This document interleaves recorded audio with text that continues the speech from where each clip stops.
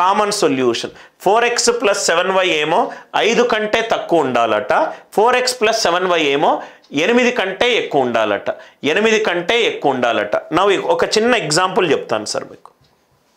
<5 ఉన్న ఒక వాల్యూ చూద్దాం. 4x + 7y = 4. ఏ వాల్యూ సబ్స్టిట్యూట్ అవుతున్నాను? x value 1, y value 0.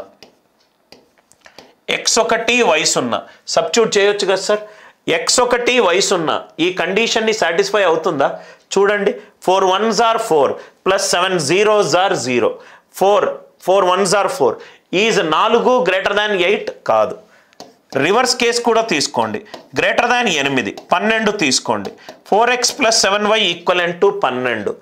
x value 3 గనక అవుతే y 0 అక్కడ సబ్స్టిట్యూట్ చేసుకుంటే 4 3 12, 12 <5, 12 <5 అవుతుందా? కాదు. కాబట్టి ఆన్సర్ ఎంత? 0. ఆన్సర్ ఎంత? 0.